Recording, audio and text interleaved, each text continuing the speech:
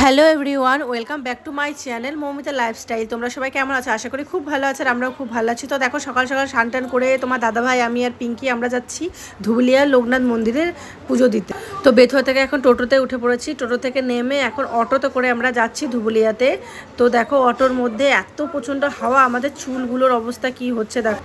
আর আমি ধুবুলিয়ায় পুজো দিতে কোনো সময়তে যাইনি, মানে শুনেছি যে ওখানে মানে পুজোটা নাকি খুব ভালো হয়। তো আমি এই প্রথমে যাচ্ছি পিঙ্কির জন্য, কারণ পিঙ্কির বাপের বাড়ি ওখানে। তো পিঙ্কি বললো চল, তো গেলাম। তো দেখো, অটো থেকে নেমে পড়েছি। অটো থেকে নেমে এখান থেকে সন্দেশ নিতে চলে এসেছি ঝর্ণা সুইটে, মানে হচ্ছে বাস স্ট্যান্ডের কাছে একটা দোকান আছে ধুবুলিয়াতে, ঝর্ণা সুইট। তো ওখান থেকে আমরা এখন সন্দেশ নিয়ে নেবো, পুজোর সন্দেশ। তারপরে চলে এসেছি দেখো ঠাকুরের এখানে। আর এখানে দেখো এত প্রচণ্ড ভিড়, যে হ্যাঁ ভিড় হলেও পেছনটা দেখো এত ভিড়, কি বলবো। তবুও আমি ভিডিও করতে পারছি না, খুবই সমস্যা হচ্ছে ভিড়ের মধ্যে। তাও তোমাদের দেখানোর জন্য কিছু কিছু একটু করলাম। তো দেখো, এখানে দেখো লোকনাথ বাবার মন্দিরে লোকনাথ বাবার মূর্তিটা কত সুন্দর লাগছে, এত সুন্দর করে সাজিয়েছে না, খুব খুব খুব ভালো লাগছে। তো এখানে দেখো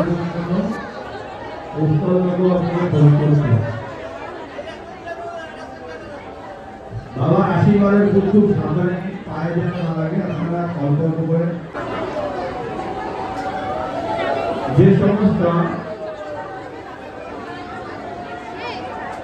সমস্ত ভক্তরা সোনার গহনা পরিধান করে এসেছেন, তাদের উদ্দেশ্যে জানানো আছে আপনারা আপনাদের সোনার গহনা, মোবাইল ফোন এবং আপনাদের পার্সগুলো খুব সাবধানে রাখবেন, কারণ যে কোনো সময়।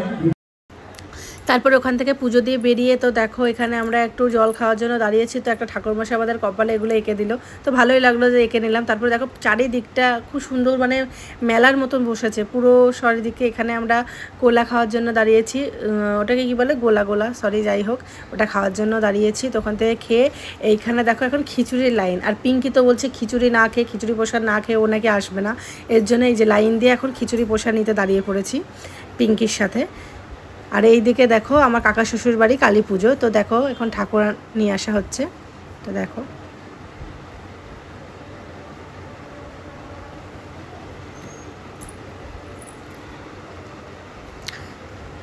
আর ঠাকুরটা এখান থেকে নামিয়ে নিয়ে যাওয়া হচ্ছে, কারণ এখানে না একটা তার মতন আছে। তো ঠাকুরটা উঁচু করে নিয়ে গেলে না ঠাকুরটা বেঁধে যাবে, এর জন্য ঠাকুরটা এখানে মাথা থেকে নামিয়ে ধরে ভেতরে নিয়ে যাওয়া হচ্ছে।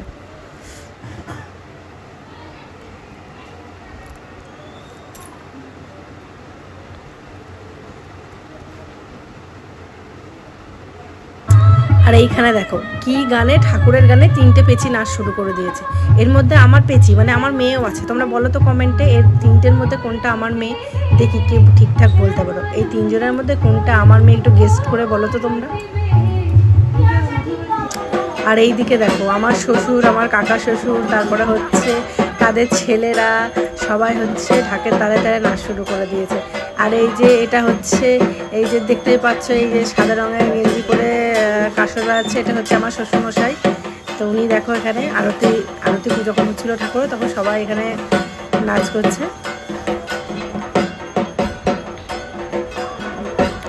আর এদিকে তোমাদের দাদা ভাইয়ের আমি বসে পড়েছি প্রসাদ খেতে। তো এখানে আমাদের প্রসাদ দিয়ে দিয়েছে। তো তোমাদের দাদা ভাইয়ের আমি প্রসাদ খেতে বসে পড়েছি। তোমার দাদা ভাই আলুটা তুলে দেখাচ্ছে। তো দেখো এখানে আমরা প্রসাদ খেয়ে নিই। তো প্রসাদ খাওয়ার পর এরা এখনও নেচেই চলেছে। এরা নাচ মানে থামাথামি কোনো শেষ নেই। দেখো কি হারে নাচছে সমানে, প্রায় 8 ঘন্টা 1 ঘন্টা হয়ে গেল নেচেই যাচ্ছে। আমি বলছি বাবা একটু থামো, থামার তো কোনো মানে ইয়েই নেই। এরা ঢাকের তালেই নাচছে, তাহলে আর বলবো। আর এই দিকে এনার অবস্থা দেখো, উনি ইয়ের ওপরে উঠে পড়েছে দিয়ে ভিডিও করার জন্য, চেয়ারের ওপরে। ভাবা যায় এদের অবস্থায়।